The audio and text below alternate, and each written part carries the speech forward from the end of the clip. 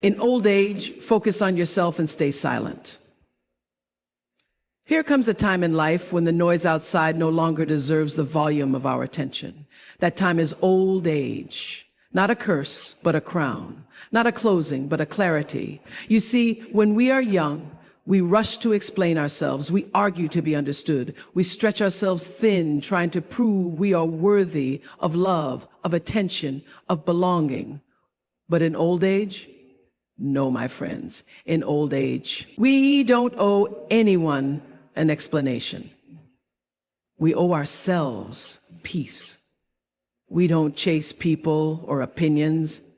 We sit still and let the truth settle like dust after a storm. You've spent decades building, giving, fixing, healing, listening. Now it's time to turn that care inward. Pour into your own cup. Read what moves you. Walk where your spirit feels free.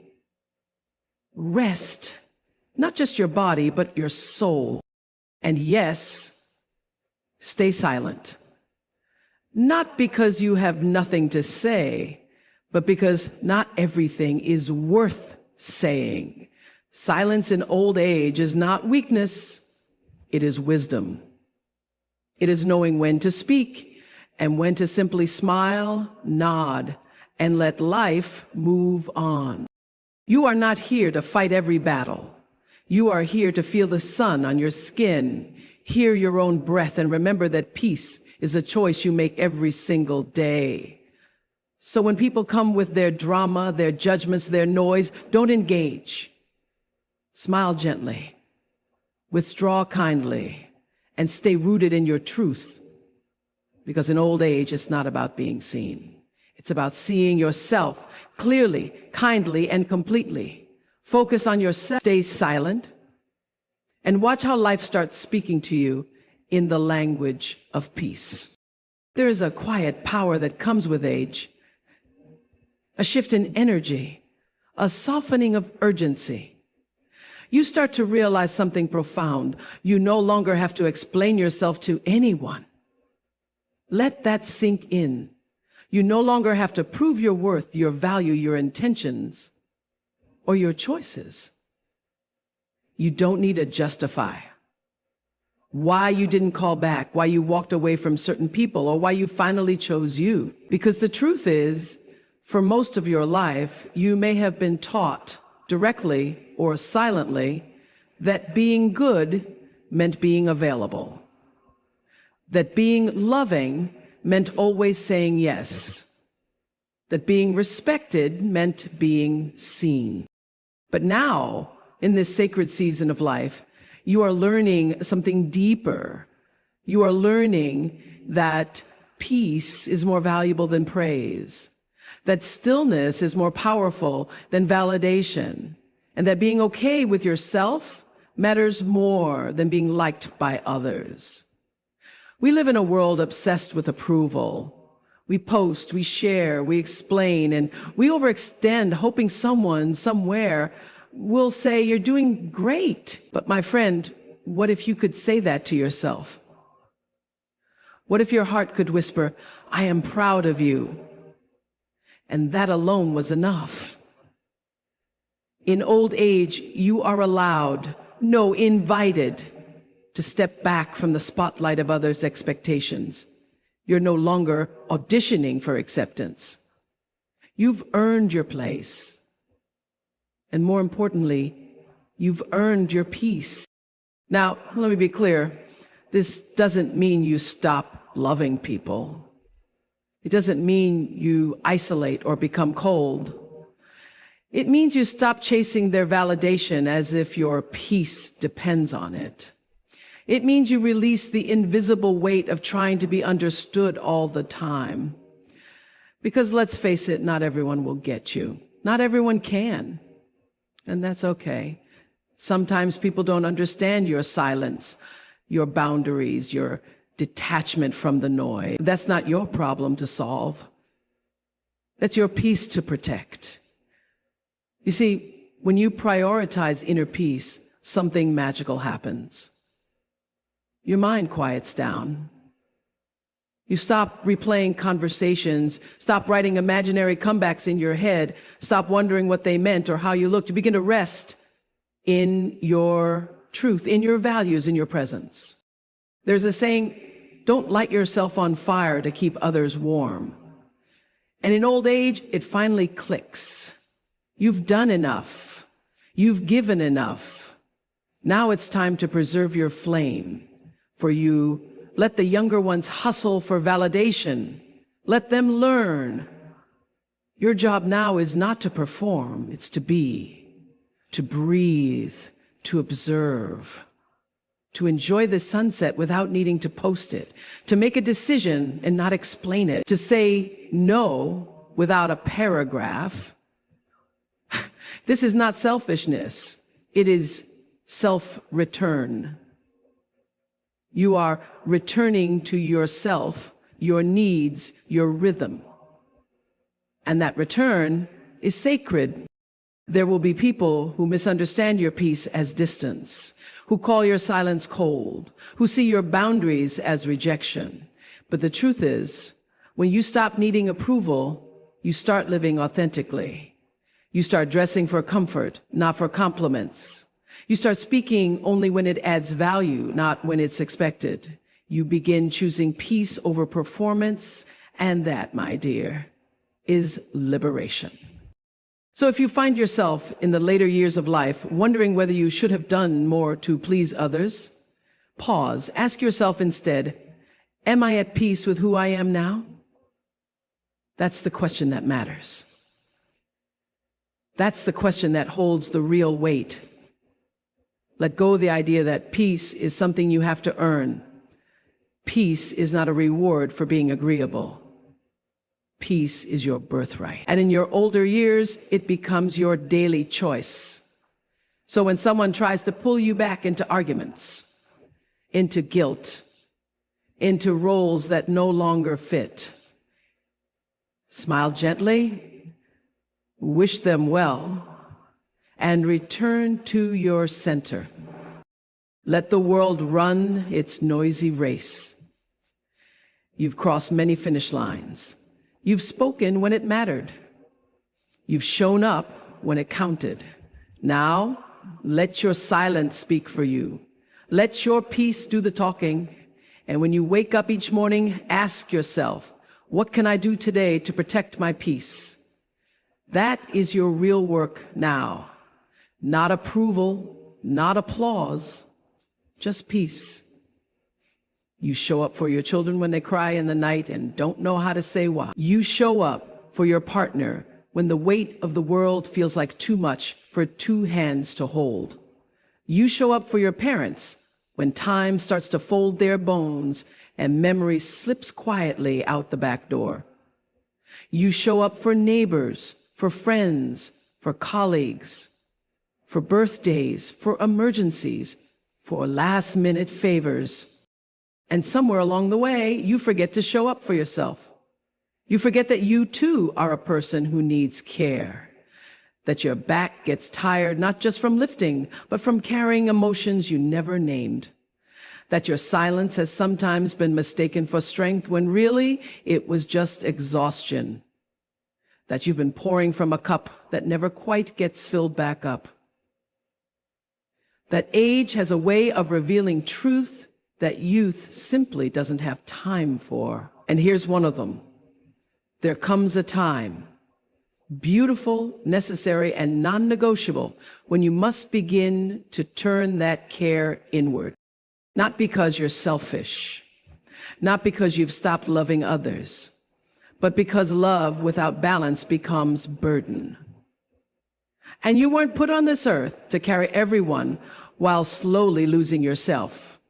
So now finally you get to ask, what does my body need today? What does my spirit crave? Not in a loud, flashy way, but in the quiet, honest way of someone who has paid their dues and is ready to return home to themselves. It might be something as small as sitting by the window with a warm cup of tea and no one asking you for anything. It might be walking barefoot in the garden because it reminds you that you're still connected to something deeper than routine. It might be saying no to that gathering, to that phone call, to that obligation you used to fulfill out of guilt, not joy. It might be creating again, picking up a brush, a pen, a recipe, a song. Not because you want to impress anyone, but because you've remembered that joy isn't a reward, it's a right. And you deserve to feel it, even now, especially now. You've spent decades managing crises and calendars, smoothing tension, softening your voice, so others could feel comfortable. But now, you have permission to speak to yourself in full volume, to say, I matter, I'm still here, and I still want things. Soft things, quiet things, real things. No more waiting for others to notice you're tired. You notice and you rest. No more waiting to be asked how you feel. You ask yourself. And you answer honestly, even if the answer is, I don't know. Even that deserves tenderness. The body you've carried through every season, every childbirth, every heartbreak, every long day on your feet, it deserves your gentleness now. Feed it what makes it feel alive. Move it in ways that feel like gratitude, not punishment. Let it stretch slowly in the morning. Let it sit still when it asks. This is not laziness. This is honorio. And your mind, oh, your beautiful, weathered mind, the one that has planned and solved and remembered 1,000 tiny details for other people. Let it rest, too. Let it wander. Let it forget what doesn't matter anymore. Let it release the old stories that no longer serve you. You're not obligated to hold on to every scar just because it once taught you something. You are allowed to be new, even now. And then there's your spirit, the quiet part of you that you silence to stay polite, to be productive, to be accepted. That part of you is rising again. It's asking you to return to joy, to slowness, to awe, to the small things that once made you feel human. Look at the sky more. Smell the fruit before you eat it. Light a candle not because someone's visiting, but because you're finally learning how to visit yourself. Speak kindly to the mirror. Forgive the version of you that didn't know how to say enough. She tried. She loved the best she could. And now it's your turn. You're not being dramatic for wanting rest. You're not being unrealistic for wanting more quiet. You're not being difficult for needing space. You're just finally being honest. And honesty is the beginning of healing. So turn care inward. Gently, slowly, daily. And watch what happens when the woman who has held everyone else finally begins to hold herself.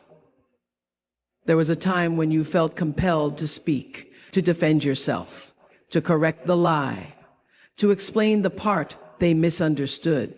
You rehearsed conversations in your head, carefully choosing words that would finally make someone see your side, understand your pain, or admit they were wrong. But somewhere along the way, you began to understand something deeper, something quieter. You began to realize that not everything deserves your voice. Silence is not weakness. It's not surrender. It's not retreat. It is the sacred pause between knowing and reacting. It is the moment you choose peace over pride, presence over proving. You learn with time and with age that speaking is not always the wise thing, that just because you can say something doesn't mean you should. That sometimes the most powerful thing you can offer is your silence, not out of fear, but out of self-respect. You don't owe everyone a response. Not every insult deserves your energy. Not every question is worth answering. Not every opinion needs your counterpoint. There is strength in restraint. There is wisdom in stillness. Because silence speaks in ways noise never can. It says, I'm not available for chaos today. I'm not entertaining unnecessary tension. I'm not explaining myself to those who are committed to misunderstanding me. It says, I have nothing to prove to you. I am no longer built for emotional tug-of-wars. I have reached a place in life where my peace matters more than being right. There is something dignified about choosing to stay quiet in a world that constantly demands your reaction, to let someone say what they need to say and respond only with a nod, a breath, or a simple turning away. Not because you didn't hear them, not because you didn't have a reply, but because your spirit told you this is not yours to carry. You become selective, not just with your words, but with your presence. You no longer engage in conversations that drain you.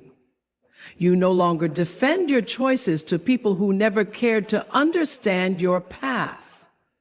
You no longer break your own peace just to make someone else feel comfortable. And when someone tries to provoke you, when they poke at old wounds or attempt to pull you back into roles you've outgrown, you simply smile and stay silent because you know who you are now. And people who know who they are don't need to shout about it. Silence becomes your shield, your boundary, your calm. It keeps you from reacting impulsively, from saying things that create more harm than healing. It gives you space to feel, to think, to observe without being pulled into the mess. It allows you to listen not just to others, but to yourself. In silence, you start hearing the things your heart has been trying to tell you all along. You reconnect with your own voice, the one not shaped by anger or ego, but by truth. And that voice is often quiet, patient, and steady. You no longer rush to fix things that aren't yours to fix. You don't interrupt someone's judgment with explanations that will fall on deaf ears anyway. You learn the art of letting people be wrong about you. Let them talk. Let them assume. You don't have to set every record straight. Your peace is not a public debate. And in that quiet, something beautiful happens. You begin to conserve energy, the kind of energy you used to spend clarifying, defending, arguing. You redirect it toward healing, toward reflection, toward creation.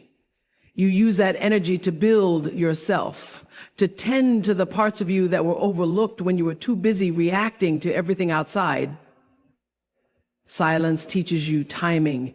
It teaches you patience. It teaches you that wisdom is not always loud, and that the most mature response is sometimes no response at all. Not because you don't care, but because you care deeply about protecting what you've built inside. There are people who will try to interpret your silence as indifference. Let them. There are people who will say you've changed. Let them. You have changed. You've grown into someone who doesn't throw words around like weapons, who doesn't argue for sport, who doesn't perform pain for an audience that claps for conflict. Silence is not the absence of power. It is the presence of control. It is the discipline to walk away, to pause, to choose which fires are worth putting out, and which ones will burn themselves out without you. You have learned how to sit with your emotions before letting them speak for you. You've learned how to protect your peace like a sacred room. Only certain voices, only certain energies allowed inside. And it's not easy. It takes strength to bite your tongue when your ego is screaming. It takes maturity to sit with the discomfort of being misunderstood. But with time, it gets easier. And with practice, it becomes natural. You're not silent because you're weak. You're silent because you finally understood that wisdom doesn't shout. It listens, it watches, and it waits for the right moment, if it ever comes at all. There is a kind of freedom that only comes with time, the kind that arrives quietly, not with fanfare, but with deep understanding. It doesn't announce itself. It doesn't need to. It lives in your bones. And it tells you something simple, something powerful. Not everything is worth your energy. There was a time when every disagreement felt like a hill you had to climb. Every misunderstanding felt like a fire you had to put out. You spoke up not because you wanted to, but because you felt you had to. You had to defend your intentions. You had to make people see your side. You had to prove you were right, good, fair, or honest. But now you know better. You know that every battle comes with a cost, and some costs are simply too high. Your peace, your energy, your sleep, your spirit. These are not things you're willing to trade just to win an argument, just to prove a point, just to be right. You don't need to enter the ring every time someone throws a glove at your feet. You don't need to pick up every insult, every challenge, every invitation to fight, because here's the truth. Many people aren't looking for resolution. They're looking for reaction. And you've outgrown the need to react. You've outgrown the belief that silence is defeat. You've outgrown the belief that walking away means you lost. No. Now you understand that walking away is often the highest form of power. It says, I know what I'm worth, and this is beneath it. You've earned the right to choose your battles. And sometimes you choose none at all. You stop arguing with people who are committed to misunderstanding you. You stop explaining yourself to people who twist your words into weapons. You stop exhausting yourself in circles that go nowhere with people who aren't listening to understand, but to reply.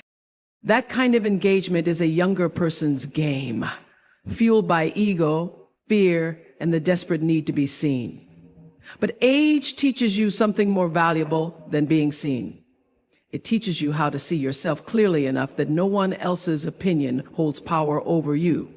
You begin to recognize that drama has a scent. You can smell it when it walks into the room. You can feel it in the tone of a message, the weight of a conversation, the shift in someone's energy. And you don't lean in anymore. You don't get curious. You don't try to solve it. You simply step back, breathe, and let it pass without involving yourself. Because you've learned that peace is not passive. Peace is a choice. It is deliberate. It is hard-won, and it is yours to protect. There will always be people who try to draw you into their chaos. People who thrive on conflict, who need a villain, who need someone to argue with so they can avoid arguing with themselves. Don't let them choose you. Your silence is not surrender. It's a boundary. Your distance is not coldness. It's clarity. You're not ignoring people. You're prioritizing your mental and emotional health. You're choosing peace over provocation, stillness over struggle. You no longer owe every situation your reaction. You no longer feel guilty for letting people be wrong about you. You no longer chase closure in conversations that only leave you more unsettled. You've learned that many battles are trapped. They dress up like justice, but deliver exhaustion. They disguise themselves as necessary when all they really do is drain your joy.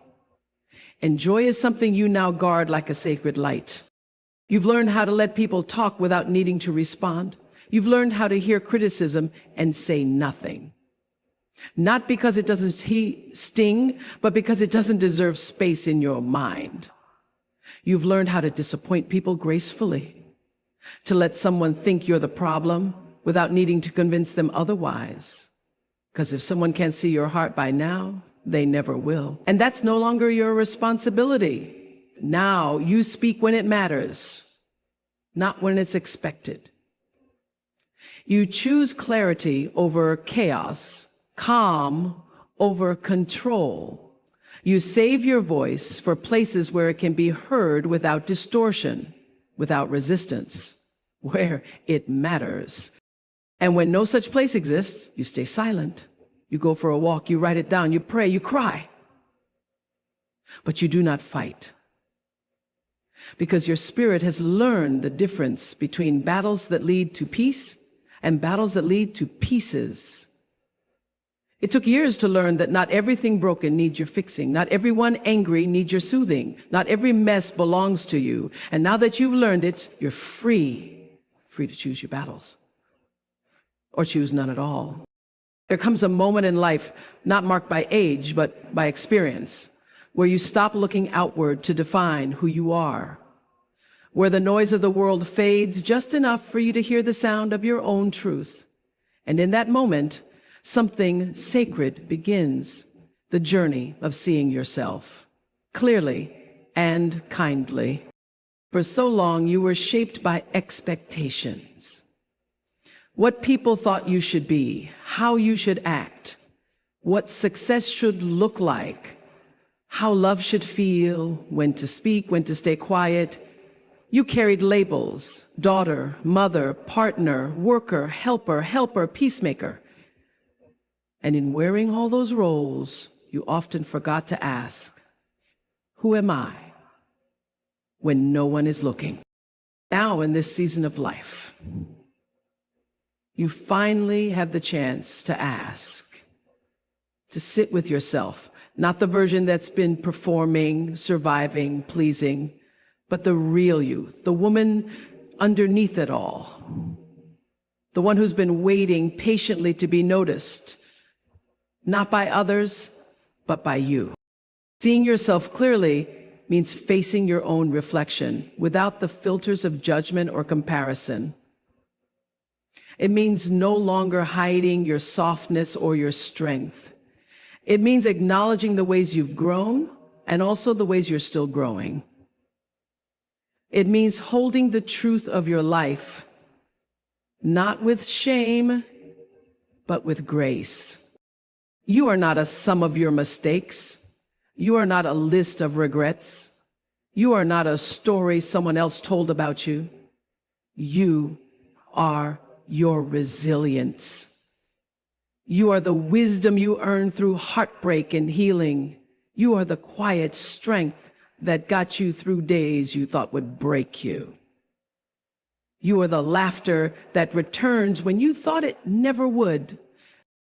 And yes, there are things you wish you'd done differently, words you wish you'd said or hadn't, roads you didn't take.